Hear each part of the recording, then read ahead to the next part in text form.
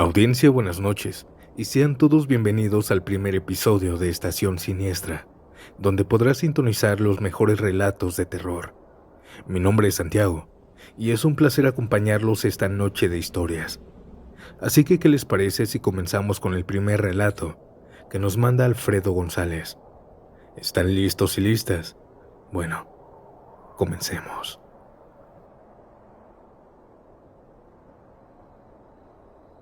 El olor de la muerte existe y les voy a contar por qué. Soy Alfredo, trabajo de taquero desde hace más de 11 años.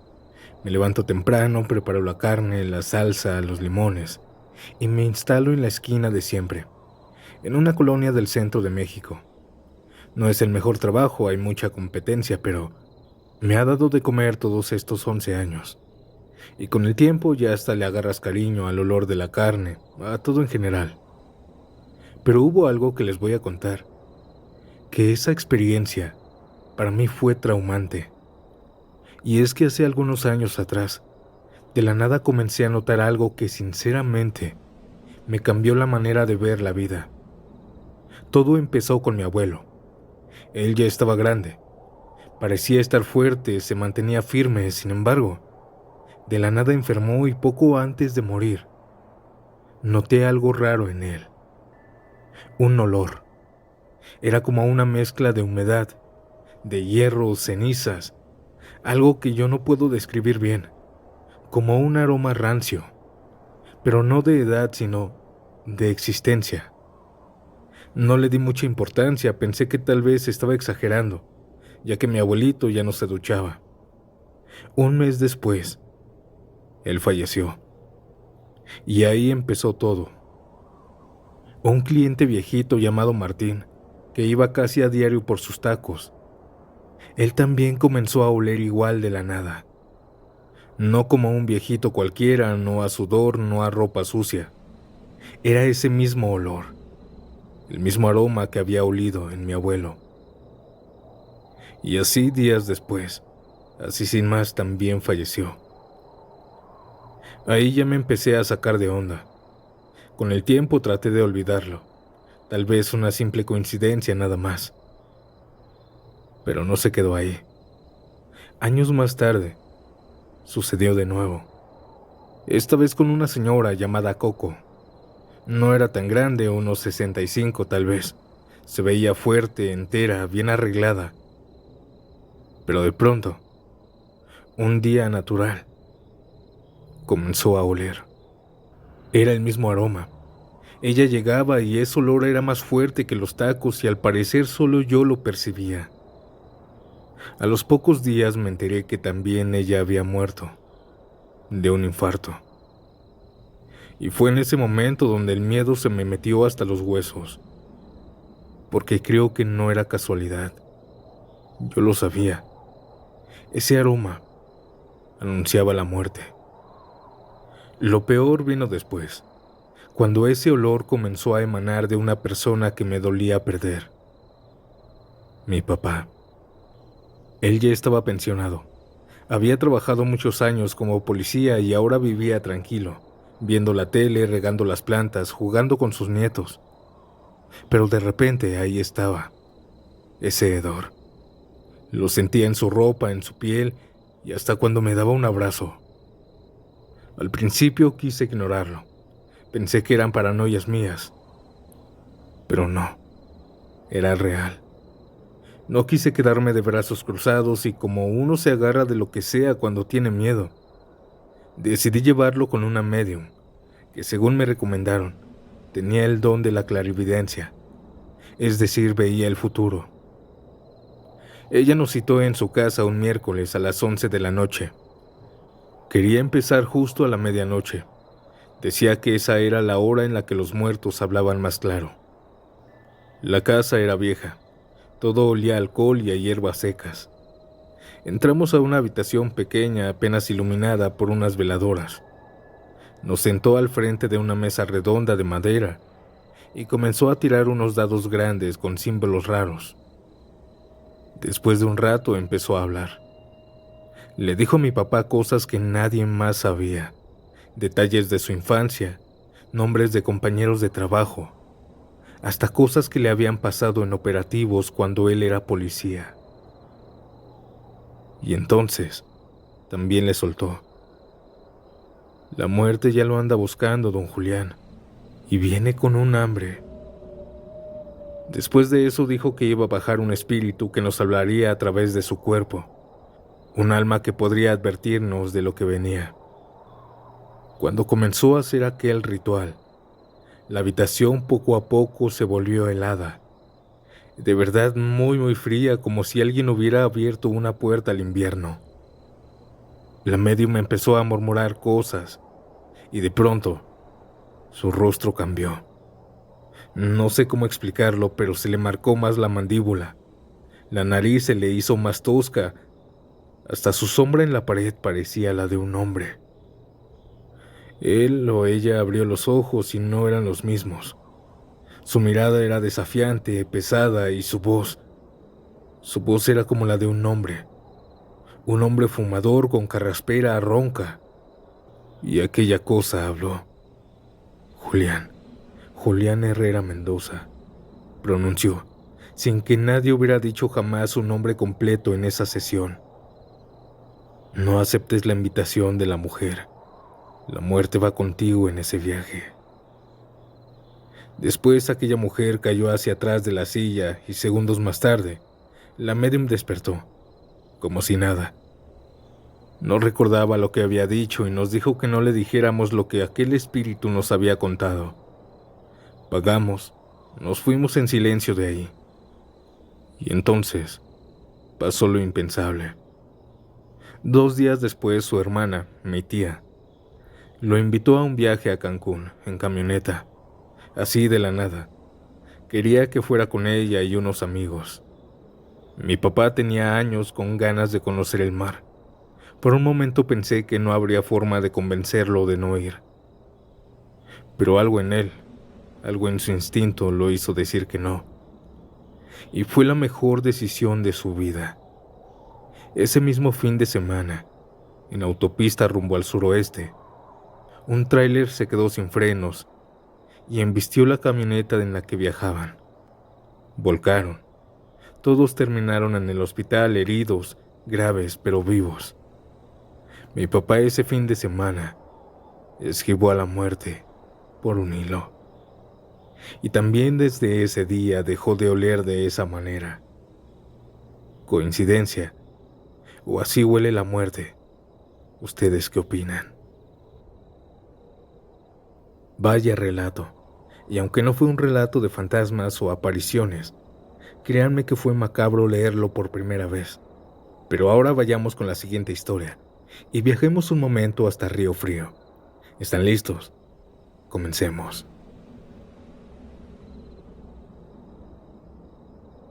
Trabajo como taquero en Río Frío. Mi jornada siempre es dura, pero lo que más pesa no es el trabajo, sino el regreso.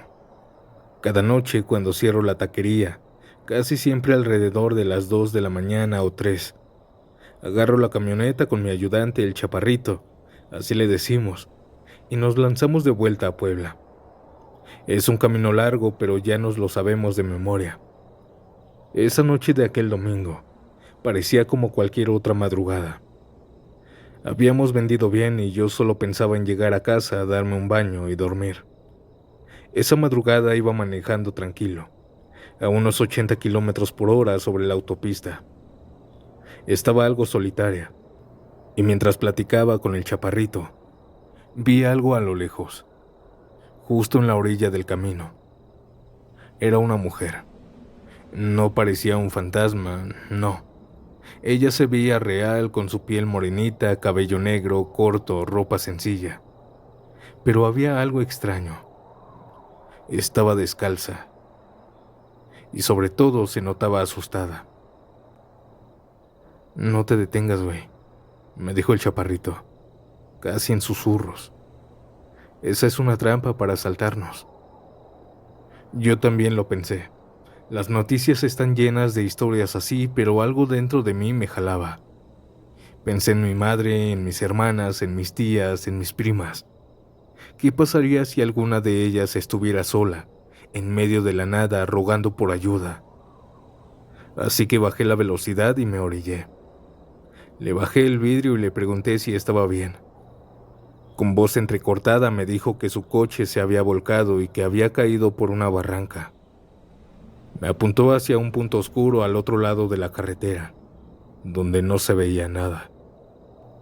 Por favor, lléveme al pueblo más cercano, me suplicó, casi al borde del llanto. Subió a la camioneta y se sentó atrás justo a un lado del chaparrito. En el retrovisor la veía nerviosa, con la mirada perdida, como si estuviera viendo cosas que nosotros no. Le pregunté qué había pasado y ella me dijo que algo se le atravesó de pronto. Dijo que algo la obligó a girar el volante y perder el control. Volví la mirada al retrovisor y noté cómo ella se aferraba al asiento. Me decía que no fuera tan rápido, y me dijo que aquella cosa todavía andaba por ahí. No le entendía a qué se refería, pero por dentro ya sentía el estómago revuelto. Y fue entonces, kilómetros más adelante, cuando ocurrió esto. De la nada, como si se materializaran, dos niños vestidos de blanco aparecieron en la mitad de la carretera. No tuve tiempo de frenar. El golpe fue seco, brutal. Se sintió como si algo se estrellara contra el cofre y luego pasara por el techo. La camioneta se colió, patinó unos metros hasta que logré detenerla con el corazón latiéndome a 1000 por hora. La mujer que recogimos empezó a llorar. No se baje, por favor no se baje, señor. Eso fue lo que vi, me decía. Pero ya era tarde.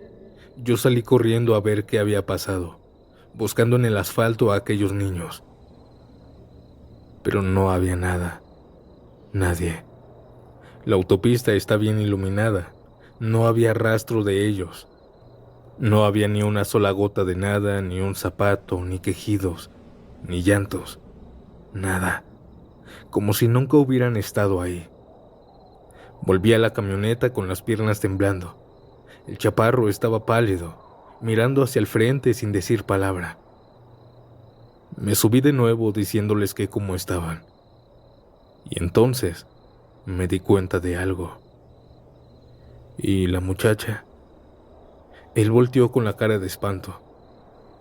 No estaba contigo, me dijo. Le dije que no, que se había quedado adentro de la camioneta, justo a un lado de él. Bajé otra vez pensando que había bajado. Revisé la parte trasera de la camioneta, alrededor, grité, pero nada. También había desaparecido. La carretera estaba despejada. Yo no me moví más que unos metros, no había forma. Regresé al volante, manejé unos metros y el chaparro me soltó lo que nunca olvidaré. Te juro que no escuché que se bajara. Yo la estaba viendo de reojo, la sentía ahí. Pero de pronto, simplemente ya no estaba. Pensé que había alucinado por el susto. Saqué la cabeza por la ventana pensando que estaba ahí contigo, pero ya no la vi. Ya no estaba. Desapareció. Esto me hizo temblar de un miedo que jamás había experimentado. Seguimos el camino hasta Puebla sin decir una sola palabra. El silencio en la camioneta era tan pesado que daba miedo. No había ruido, no había risas, solo un nudo en el estómago y el sonido del motor. Iba sudando frío. Desde aquella noche han pasado años. Seguimos trabajando en Río Frío. Hago el mismo trayecto cada madrugada. No me queda de otra.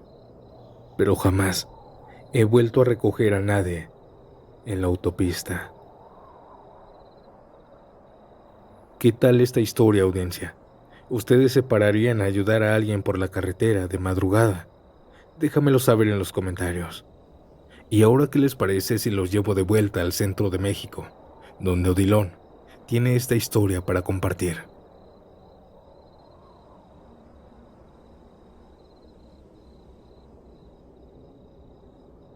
Tengo 52 años y me llamo Odilon. Y desde los veintitantos me dedico a lo mismo, hacer tacos de suadero, al pastor, lo que sea. Siempre me gustó la chinga de la calle. No me gustó estudiar y trabajar en algún lugar con jefes. Y aunque ya no tengo la misma fuerza de antes, sigo de pie. Y como dicen por ahí, el que no trabaja no come. Pero les voy a contar algo más que marcó mi vida. Hace unos años renté un local en la colonia Doctores. Estaba barato, bastante céntrico, y tenía buen espacio para montar el trompo del pastor y unas mesas de acero afuera y adentro. El único problema era que ese lugar tenía algo que desde el principio no me dejó estar del todo tranquilo. Los primeros días todo bien, movidito, buen flujo de gente, pero por las noches, más allá de la 1 de la madrugada, empezaban a pasar cosas raras en el local. No se iba la luz, no, pero se escuchaba claramente cómo alguien, desde adentro del local, apagaba el interruptor. Se escuchaba claro, y las lámparas, aunque seguían encendidas, parpadeaban, como si dudaran entre seguir alumbrando o apagarse del todo. Al principio pensé que era el cableado viejo o algún corto, pero cuando empecé a notar que siempre sucedía justo cuando estaba solo y después de la 1 de la mañana, algo me dijo que no era cosa de la luz, sino de algo más. Yo, como siempre digo, le tengo más miedo a los vivos que a los muertos, así que no me espanté. Me molestaba así, pero no me daba miedo. Y si esto no fuera molesto y en cierta parte aterrador, una madrugada como a eso de la 1:30, yo ya estaba cerrando. Me encontraba afuera en el lado de la banqueta, donde freímos la carne.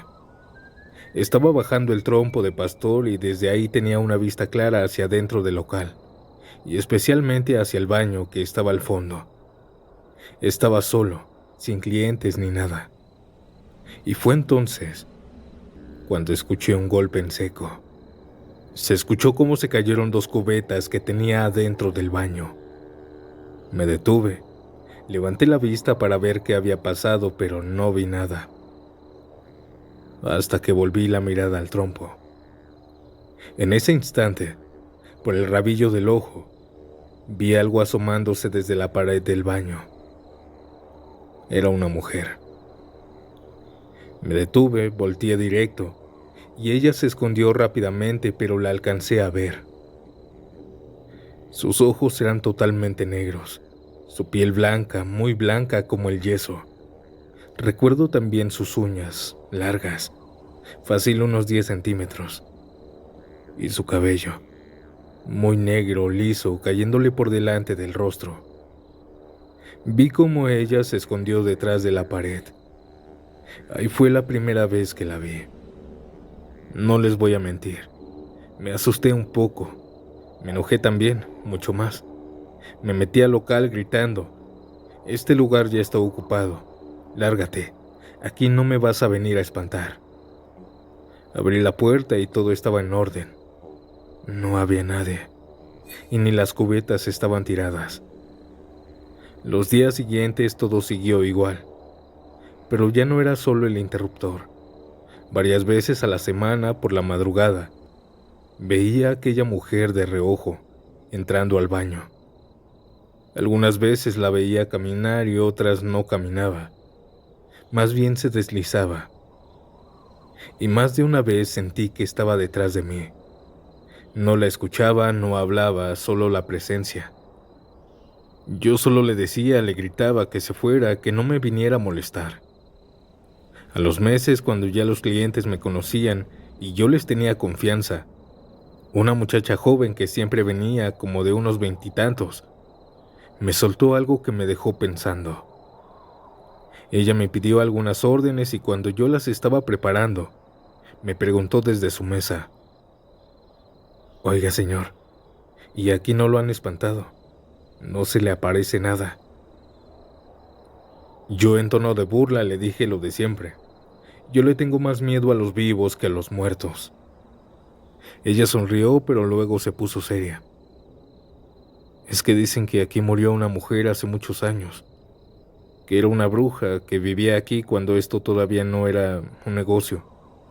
Según la leyenda local, usaba su don para estafar gente, leer cartas y vender limpias, pero todo era falso. Y que cuando descubrieron que era una estafadora, la lincharon aquí mismo.